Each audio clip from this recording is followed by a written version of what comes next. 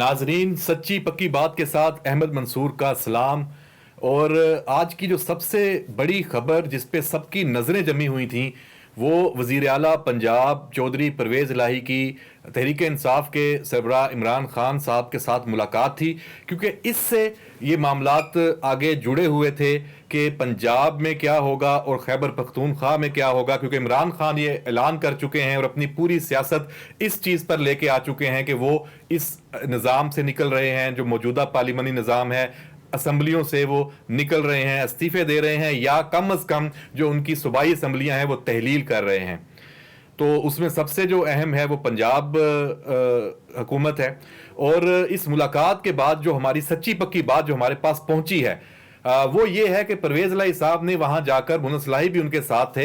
ये बात तो ये की कि खान साहब, आपने जो फैसला किया सार आंखों पर बिल्कुल वैसा ही होगा जैसा आप चाहेंगे, लेकिन इस लेकिन के बाद जो फिर परवेज़ इलाही साहब ने वहां सूरत हाल बयान की है उससे खान साहब थोड़े से कांप गए हैं।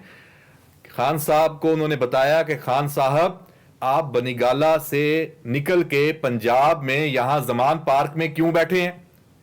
इसलिए बैठे हैं कि यहां पे आपकी हुकूमत है, तो आपके लिए मुश्किल ना हो कि आपको हुकूमत वक्त जो है वो कोई सियासी इंतकाम का निशाना बनाए, या आपकी जो सियासत है उसमें आपको और कमजोर करने के जो हरबे होते हैं पाकिस्तान की सियासत में वो इस्तेमाल किए जाएं। यहां आप खुल के खेलें, आपका अपना मुल्क, आपको प्रोटोकॉल। और खान साहब 20-22 साल की उम्र से अब तक प्रोटोकॉल ही तो एंजॉय कर रहे हैं। एक सेलिब्रिटी, अल्लाह ने उनको हर तरह की शोहरत दी और सारा। तो उन्हें वज़ीर आला पंजाब परवेज़ इलाही साहब ने बताया कि खान साहब, ये हुकूमत हम खत्म कर देंगे तो ये प्रोटोकॉल सब फारग। आपको फिर इलेक्शन की जब तैयारी करनी है तो बिल्कुल खाली हाथ करनी है, इन्वेस्टर्स भी नहीं आएंगे, किसी को देंगे तो क्या देंगे? आपके जो अरकान असम्बली हैं अपने हलकों में जाएंगे, अपने अवाम को देंगे तो क्या देंगे? माल पानी खत्म हो जाएगा। तो खान साहब सोचें, हमारे हाथ पांव बिल्कुल फारग, हमारे लिए अगला जो सियासी मरला है बड़ा मुश्किल हो जाएगा। परवेज़ इलाही साहब ने यह भी खान साहब को बताया कि अगला बजट आ रहा है खान साहब, अगर हम वो बजट दिए बगैर अपनी असम्बलियां खत्म कर देंगे तो ये अरबों रुपए का जो बजट है जब हम इस्तेमाल नहीं करेंगे तो उसके बेनिफिट्स जो हैं उनसे महरूम रह जाएंगे। और व्यूअर्स, यकीनन खान साहब ये चीजें सुन के हिले होंगे, और इतला यही है कि उन्होंने कहा है चौधरी साहबान को, चौधरी परवेज़ इलाही को, कि बिल्कुल इस पे फिर बात करते हैं, देखते हैं, अभी फौरी फैसला नहीं लेते। तो आज की इस मुलाकात के बाद ये जो असम्बली तहलील करने वाला जो फौरी फैसला है ये लटक गया है, और परवेज़ इलाही खान साहब को कायल करने में, समझाने में, या हिलाने में, या डराने में कामयाब हुए हैं।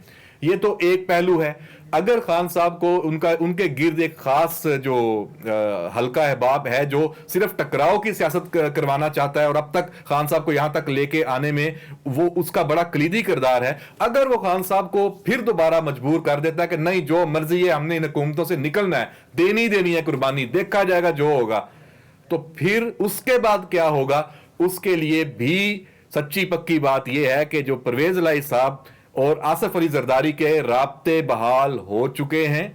परवेज़ इलाही साहब अपने तई तो कोशिश कर रहे हैं कि खान साहब को आमादा कर लें कि निज़ाम को मजीद डिस्टर्ब ना करें, लेकिन आसिफ अली जरदारी अपनी जो उनकी पॉलिटिक्स है कि एक जरदारी और सबसे यारी, वो दोबारा परवेज़ इलाही से यारी जो है वो जोड़ चुके हैं, और जोड़ने के लिए ना सिर्फ खुद आमादा है बल्कि उन्होंने नून लीग के साथ भी ये बातचीत कर ली है कि आप इस बात को मेरे पे छोड़ दें। हमें परवेज़ इलाही को साथ लेकर चलना पड़ा, उसको सहारा देना पड़ा, हम ये भी कर गुजरेंगे। तो अदम एतमाद अगर परवेज़ इलाही के खिलाफ आती है तो उससे हट के ये वाला जो ऑप्शन है कि एक जरदारी सबसे यारी, खास तौर पर परवेज़ इलाही से जप्फी, ये आपको नजर आ सकती है अगर खान साहब ने परवेज़ इलाही की जो ये पूरा जो माहौल उन्होंने बयान किया उससे उन्होंने एग्री नहीं किया और कहा कि नहीं, हमें तो इन असम्बलियों से जाना ही जाना है। तो कोई फौरी फैसला नाजरीन नहीं होने जा रहा, ना पंजाब का और ना ही खैबर पख्तूनख्वा का, क्योंकि खैबर पख्तूनख्वा में भी वही सूरत हाल है, वही मामला है जो परवेज लाई ने पंजाब के हवाले से खान साहब को डराया। तो खैबर पख्तूनख्वा तो उससे भी ज्यादा खान साहब को प्यारा है कि वहां पे उनकी जो गिरफ्त है वो कमजोर हो जाएगी। और देखें इसमें उनको जो असल एक और पॉइंट नुक्ता बताया गया, और उन तक खान साहब जो हैं इस पे हमारे जरा ये बता रहे हैं, उस पे उन्होंने इस मीटिंग में कहा कि ये बात बिल्कुल आप ठीक कर रहे हैं चौधरी साहब, ये मामला हमें वाकई देखना पड़ेगा। वो ये है कि जब आपके दो सूबों में फर्ज करें हुकूमतें आप तहलील कर देते हैं, इलेक्शन आ जाते हैं ना, मरकज में इलेक्शन आप कामयाब होते हैं अर्ली इलेक्शन पर ना, सिंध में और बाकी जगहों पे, तो जिन सूबों में आप इलेक्शन करवाने की कोशिश करते हैं तो वहां पे असरअंदाज होगा वफाक भी और बाकी सूबे भी और सारा। तो कैसे क्या इससे कमाई कर लेगी तहरीक इंसाफ पंजाब में और खैबर पख्तूनख्वा में री इलेक्शन करवा के, चाहे वो जिमनी ना भी हो, आ जाए जीत के, दो सूबों में अभी भी हुकूमत है, बाद में भी होगी, क्या बदलेगा? तो ये सारे जो सिनेरियोज हैं ये इस वक्त मौजूद हैं, बन चुके हैं। तो फैसला अब यही हो सकता है, लग ये रहा है कि पंजाब और खैबर पख्तूनख्वा का निज़ाम इसी तरह आगे चलेगा। इलेक्शन फिर डामाडोल, जो खान साहब की पॉलिसी है उसके मुताबिक उनकी ये वाली ख्वाहिश भी पूरी होती नजर नहीं आ रही। शायद वो अपनी ख्वाहिश खुद बदल रहे हैं, वो खुद बदल लेंगे। और इसमें उनको अब तक जो हमारे जो जराए हैं, इस ये जो मुलाकात हुई है वो बड़ी कलीदी रही है। और व्यूअर्स, इस सच्ची पक्की बात के साथ कुछ जो सिनेरियो बजट के हवाले से है वो ये है कि जो वफाकी हुकूमत है उसने हाथ पांव मारने शुरू कर दिए हैं, और आने वाले दिनों में कहीं से जादू की एक छड़ी की तरह, कहीं से जादू की छड़ी लफ्ज आप समझ गए होंगे, पाकिस्तान में पैसा आ सकता है और उसके लिए कोशिशें शुरू हैं। तो इसके लिए अब इंतजार करते हैं और मजीद इससे जुड़ी जो खबरें हैं वो आप तक हम लेकर आते रहेंगे। तब तक इजाजत, अल्लाह हाफिज।